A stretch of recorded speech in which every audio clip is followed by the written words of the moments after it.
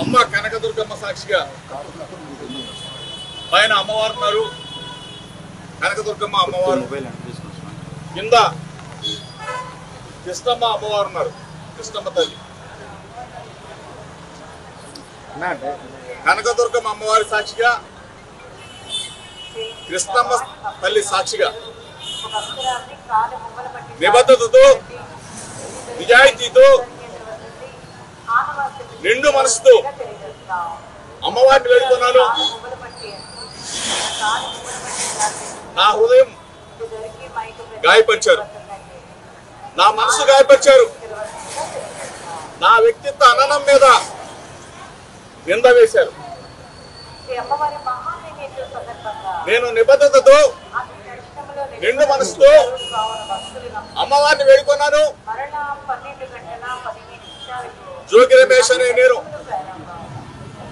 ఏ తప్పు చేయలేదని చెప్పేసి అమ్మవారిని, నేను ఏ తప్పు చేయనని చెప్పేసి, చెయ్యను కూడా అని చెప్పేసి అమ్మవారి సాక్షిగా చెప్తా ఉన్నా. నా మీద నింద వేసిన, నా వ్యక్తిత్వ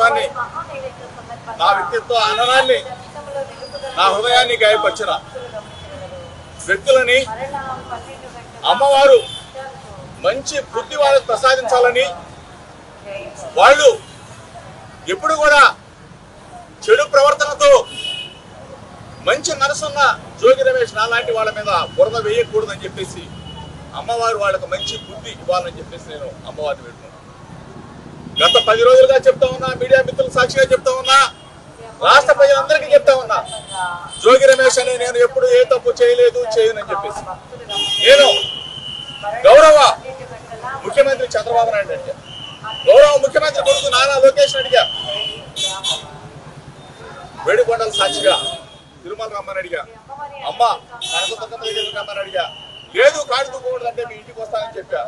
లేదు అంటే లైట్ డిటెక్టర్ టెస్ట్ కి రెడీ అని చెప్పేసా. లేదు అంటే నార్కో ఎనాలిసిస్ టెస్ట్ కి రెడీ అని చెప్పేసా.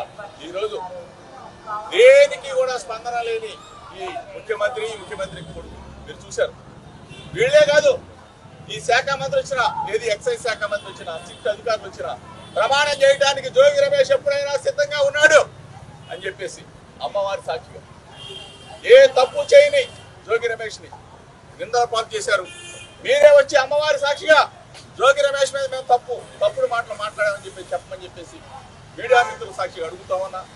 నేను అమ్మవారి ఎదుట ప్రమాణం చేసి మీడియా మిత్రుల సాక్షిగా రాష్ట్ర ప్రజలందరికీ కూడా నేను జోగి రమేష్ నిబద్ధత, విలువలు, విశ్వసనీయత, నా హృదయాన్ని గాయపరిచిన వ్యక్తులని అమ్మవారు వారికి మొట్టికాయలు వేసి వారికి ఇటువంటి తప్పుడు ప్రచారాలు చేయొద్దని చెప్పేసి మీడియా మిత్రుల ద్వారా విజ్ఞప్తి చేస్తూ, మీ అందరు కూడా నా భావాన్ని, నా హృదయాన్ని ఒక్కసారి రాష్ట్ర ప్రజలకి తెలియజెప్పాలని చెప్పేసి ఈ ప్రభుత్వాన్ని పాలించే ముఖ్యమంత్రి చంద్రబాబు, ముఖ్యమంత్రి తనయుడు లోకేష్ 10-12 రోజులుగా ఈ రాష్ట్రంలో జరుగుతున్న పరిస్థితులన్నీ కూడా రాష్ట్ర ప్రజలకు తెలుసు. మీ ద్వారా రాష్ట్ర ప్రజలకు ఒకసారి తెలియజెప్పాలని నా కుటుంబ సమేతంగా, నా భార్య బిడ్డల సమేతంగా నిండు మనసుతో, పవిత్ర హృదయంతో అమ్మ కనకదుర్గమ్మ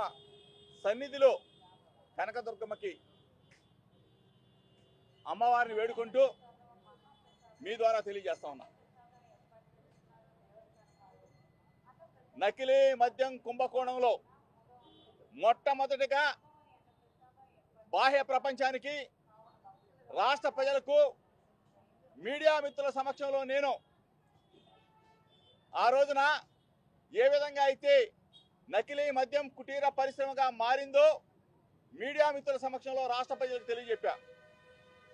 తెలియజెప్పినందుకు నా మీద కక్ష కట్టిన ఈ ప్రభుత్వం, నా మీద కక్ష కట్టిన ముఖ్యమంత్రి చంద్రబాబు నాయుడు కొడుకు లోకేష్ ఎవరో తెలియని, ఏదో తెలియని పాపాన్ని తీసుకొచ్చి, బురదను తీసుకొచ్చి నా హృదయాన్ని గాయపరిచి, నా వ్యక్తిత్వ అననాన్ని దెబ్బతీసిన ప్రభుత్వ అధినేత చంద్రబాబు నాయుడుకి చెప్తా ఉన్నా, లోకేష్కి చెప్తా ఉన్నా. నేను గత 10 రోజులుగా మిమ్మల్ని వేడుకున్నా, మిమ్మల్ని అభ్యర్థించా, చంద్రబాబు గారు, లోకేష్ తిరుమల రా, నేను నా కుటుంబ సమేతంగా వస్తా, నేను ఏ తప్పు చేయలేదని ప్రమాణం చేస్తా, మీరు కూడా రమ్మని అడిగా. అక్కడికి రాలేకపోతే అమ్మ కనకదుర్గమ్మ దగ్గరికి రండి, ప్రమాణం చేద్దాం, నీ కుటుంబ సమేతంగా రమ్మని చెప్పి అడిగా. రాలేదు. లేదు తిరుమల రాలేను, అమ్మ కనకదుర్గమ్మ దగ్గరికి రాలేను అంటే నేనే మీ ఇంటికి వస్తా, నేనే నా కుటుంబాన్ని తీసుకొని మీ దగ్గరికి వస్తా, భగవద్గీత మీద ప్రమాణం చేసి చెప్పు చంద్రబాబు నాయుడు గారు, జోగి రమేష్ తప్పు చేశాడు అంటే ఏ శిక్షకైనా సిద్ధంగా ఉన్నానని చెప్పా. దాని మీద కూడా చలనం లేదు. లైట్ డిటెక్టర్ టెస్ట్ ఎవరైనా ముందుకు వస్తారా, ఎవరైనా దమ్ముగా వస్తారా, లైట్ డిటెక్టర్ టెస్ట్ కైనా రెడీ అని చెప్పేశా. అది కూడా లేదు. తర్వాత చంద్రబాబు నాయుడుతో సమావేశమైన తర్వాత వల్లరామయ్య గారు తిరుమల కాదు, ఏడుకొండల వారి దగ్గర కాదు, చంద్రబాబు నాయుడు ఇంటి దగ్గర కాదు, లైట్ డిటెక్టర్ టెస్ట్ కాదు, నార్కో ఎనాలిసిస్ టెస్ట్ కు సిద్ధమా అని అడిగాడు. నేను అమ్మ కనకదుర్గమ్మ సాక్షి ఇంతకు ముందు చెప్పాను, ఇప్పుడు చెప్తా ఉన్నాను, నార్కో ఎనాలిసిస్ టెస్ట్ కూడా సిద్ధమే అని చెప్పేసి దమ్ముగా చెప్పా.